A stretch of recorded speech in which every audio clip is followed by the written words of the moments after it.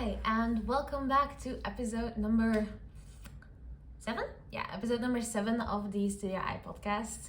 This episode was actually really hard for me to create because it's something that I'm really passionate about, and sometimes it's really hard to talk about things that you're passionate about. So it's a very nuanced topic, and I hope that I got it across right. So I hope you enjoy. Let's get into it. Hello, and welcome back to the Studio I podcast. I'm Insa, and I hope you're having a beautiful day. Today, I want to talk to you about radical responsibility, or sometimes called personal responsibility. Radical responsibility is, in my opinion, the foundation of building your dream life and the core idea that leads you to personal freedom. Despite this, radical responsibility is a nuanced topic that can quickly turn toxic if applied in the wrong way. The idea of radical responsibility kind of only applies to people who already have somewhat of a fortunate position, and to claim otherwise would be ignorant of structural issues like poverty, racism, or sexism. But that doesn't take away from the fact that when you start taking control over your life, magical things can happen, and that is what I want to talk to you about today. This episode took me a long time to concept because it's something that I am very passionate about, but I didn't want to make it come across in a wrong way. So I hope that you see that I am coming at this from a positive building up point and not from blaming everyone for everything that happens in their lives. What is radical responsibility really? The idea of radical responsibility is fairly simple. You are responsible for your own life. It makes a point that instead of being a victim of your surroundings, you should take control and do something about the situation. And for the most part, I stand by this. When you take control of your own situation, you can start creating the life you want, and only if you start taking control of your own life can you do that. But most of us adapt a victim mindset. When things go wrong or when we are unhappy, we blame our environment. And it's normal that we do so. Almost everybody does this, and it gives you some sort of social credit. And a lot of us have seen that example put in front of us by our parents and our peers, and even teachers or other adults in our lives. As humans, we love to complain. And don't get me wrong, a good venting session is great. It can help get things off our chest and help us gain clarity. But the habit of complaining that we all love so much is something different.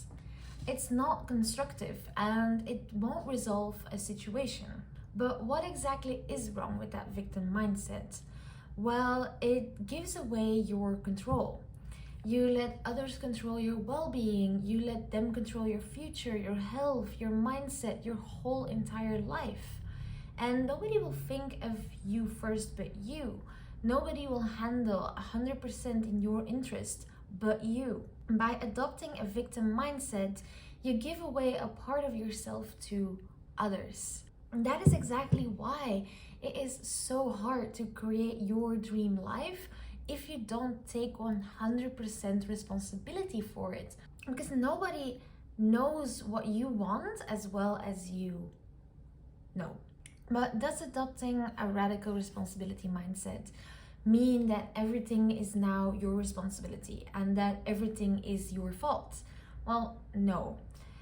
This is a mistake that a lot of people make in the beginning of this journey. They start blaming themselves for everything. They start seeing themselves responsible for everything around them. But there are things you can control, and there are things that are outside of your control. I like to take an exam as an easy example. You have a certain amount of material to study, but you come out of the exam and you thought, man, that was hard. The exam could have been hard for 2 reasons. A, you did not study enough, and B, the professor asked things outside of the agreed study materials. Example A, your fault, your responsibility. Example B is not. You can't control what your professor does. You can only control the amount of effort you put in studying the material. You can control your reaction to the professor putting in questions that weren't agreed upon, but you can't change his behavior. You can only go to the school, for example, and complain about it. But this remains a good example of what you cannot control. And there are a lot of other things that are outside your control as well. The behavior of others, for example. We can control their actions, their words, their opinions, their choices, their reactions, and yet often we try. We often bend ourselves in all kinds of twists and turns to please other people, but that's just wasted energy. They will do what they want to do anyway. They will think what they want to think. You can't change that. You can only be kind and respectful to others, and how they take that, that's up to them. Something else that you can't control is the past. Imagine you're driving a car. If you're constantly looking back, it will make driving forward way more difficult. Chances are that you'll even get into an accident that will hinder you from going forward altogether. The same thing happens when you live in the past. If you keep dwelling on past experiences, or you refuse to move forward after a fight you had and you hold a grudge, you create a situation that prevents you from moving forward. Now, there are things that are valid from the past, like trauma. Trauma from past experiences is a real thing, and it can totally hold you back from going forward for a while, and that is completely okay. It takes time to work through things like that, but I truly believe that if you're working through your trauma, you are actually taking steps forward. They might be really small, or they might be building up so you can finally take a step. But if you're working through it, you are actually making progress. When you're not making progress is when you're hoping for your trauma to just go away. I did this for a long time. I have a lot of childhood trauma. Nothing really bad happened to me, but I still have a lot of trauma from my childhood, and I thought that I could manage it for a long time. And then my burnout hit, and then I went to therapy, and then I realized how much of that trauma had been controlling my whole entire life. And that's when I started moving forward after being stuck for years, when I finally took it into my own hands to take on that trauma. So once you start working on it, it's actually gonna get better. Once you stop ignoring that the past exists, and once you realize that it has an impact upon your future, and you start taking action, that's when you can let go of the past. That's when you can stop living in the past. Recognize that dwelling on the past and letting the past control you keeps you from moving forward. And that's when you can start taking steps. And the last thing that I want to touch on that lies out of your control is what happens in the world. I mean, you have somewhat of control. You can vote, you can protest, you can live as sustainable as you can. But there's a lot of things that lie outside of your control, and it's not your responsibility to fix it all on your own, and it's also not your fault. It's absolutely not your fault that these things happen. We often tend to internalize the things in the world around us, but it's not your responsibility to change the idea of other people. It's not your responsibility to fix racism or poverty or all those things all on your own. All you can do is vote and speak up. The rest of it just lies out of your control. And I don't mean that in adopting a negative mindset. I just mean that in it's not up to you to, you just can't. And putting in energy and trying to forget that. But so what is your responsibility then? Well, mainly your life. You are in control of your words, behavior, your actions, your inactions, your mistakes, the effort you put in things, and the consequences of your actions. In other words, you're responsible for your health, your mental health, your happiness, your financial situation, your relationships, your career, your home, and any other personal thing that you can think of. It's all up to you. It's all in your hands. And now, don't panic. Before you panic or dismiss what I'm saying, think of the power that it can give you. Yes, it is scary, and yes, it's overwhelming that that's all up to you right now. But do you realize that you have full control over those things? It means that you decide where you want to go with it. That means that you get to do it in your own way. You get to do what you want to do. But it's a skill. It's a skill that needs to be developed, but it's so fucking liberating at the end. It's so... taking that control will make you feel like you're full of life and that anything is possible because it's up to you. Nobody can tell you what you should do, what you should like, where you should go. You decide. Doesn't that feel great? You decide. It's up to you. Why is it so important that we take ownership of those things? Why can't we just wait for somebody else to do it for us? Well, because harshly, nobody will. Nobody will do it for you. Only you can build your business. Only you can change jobs. Only you know what will make you happy. Only you can get in shape. Only you can start working on your financial freedom, and only you can change your outlook on a situation. I get it. It's really scary that you can't count on other people, but you don't need them. You can have people that love and support you, of course, and that's amazing. But it's not their responsibility to keep you happy. It's not their responsibility to know what you want and need or to create opportunities for you. It's not their responsibility. You are not entitled to anything. You are not entitled to them figuring out your life for you. You'll have to create it. You'll have to speak up, and you will have to go get it. Now, of course, there are some things that should be created for everyone, like healthcare, education, proper nutrition, a planet that's taken care of to live on. Everybody deserves to be treated with respect and kindness, and we should put an end to racism and poverty and sexism and violence.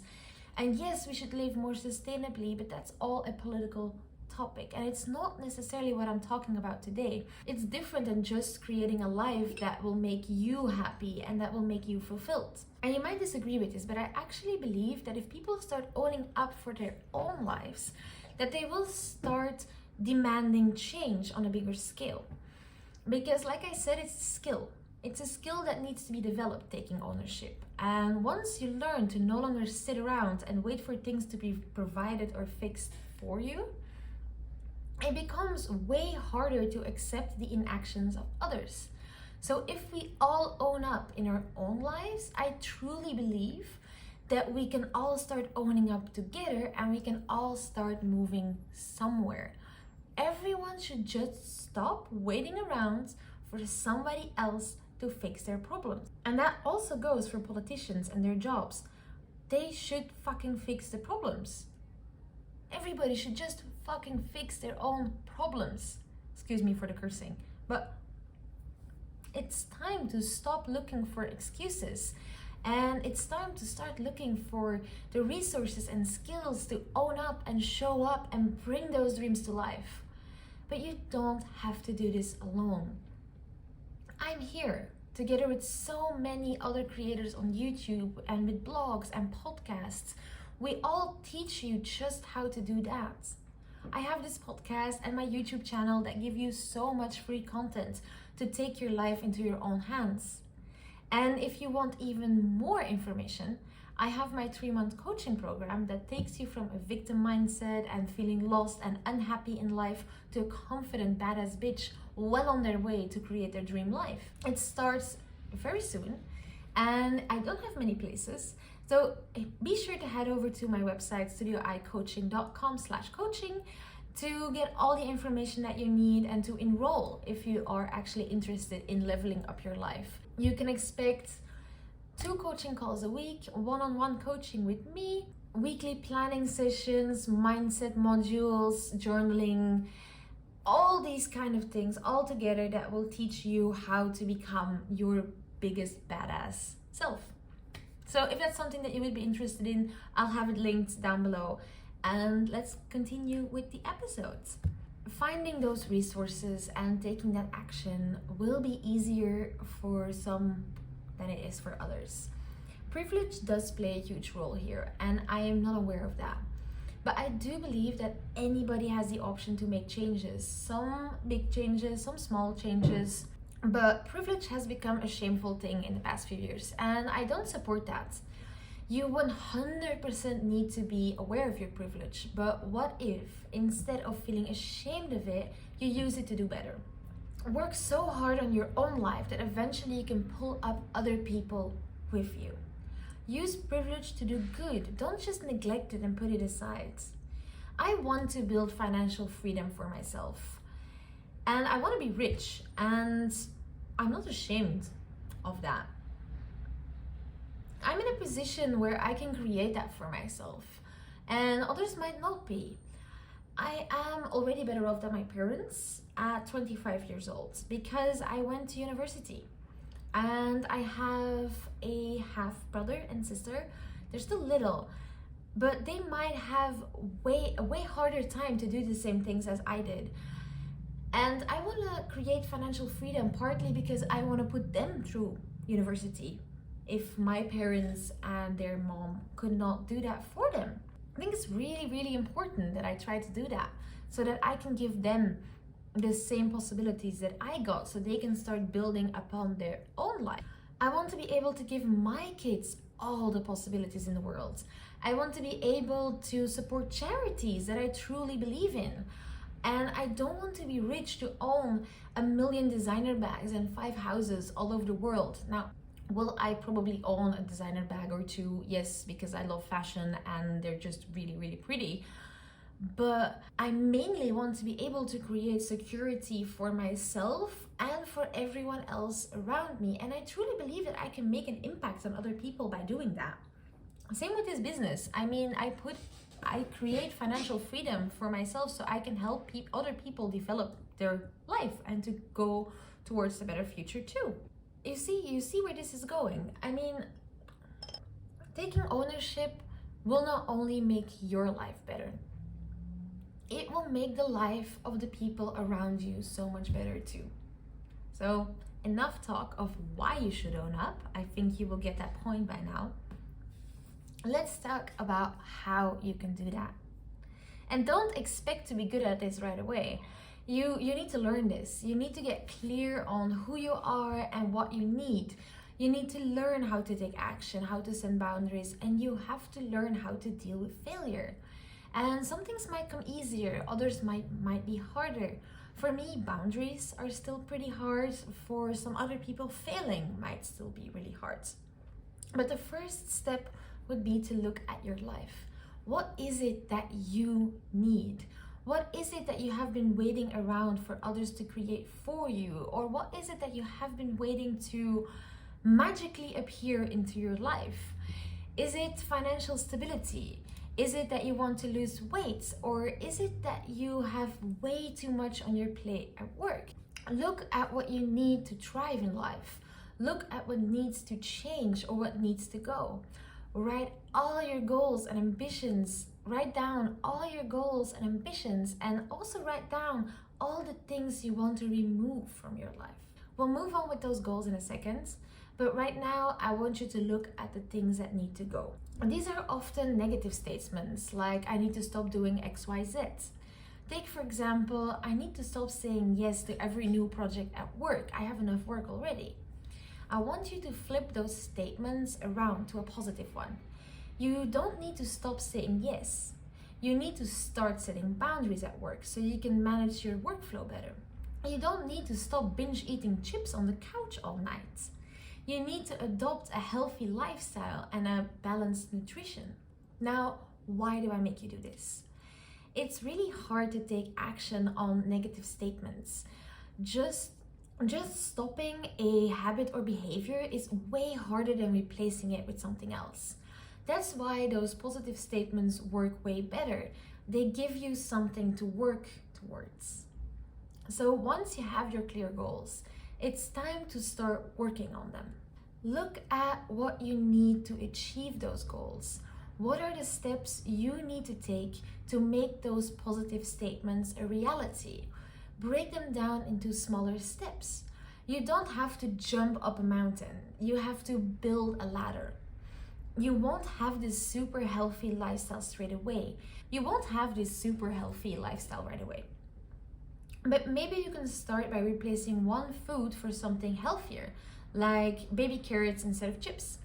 And that way you can gradually build up, and then you can start implementing more movement into your life. And eventually you'll look back and you'll see that you climbed the whole goddamn mountain. But remember that taking action is a skill. It takes time. It's a marathon, not a sprint. If you start sprinting up that mountain, you'll get exhausted real quick and you'll give up. You'll collapse on that steep hill of the mountain. And if you collapse on a steep hill, you'll roll back down and you'll have to start again from the beginning. And then maybe you'll try to run up again and you'll fall down again. And eventually you'll get too tired to continue altogether.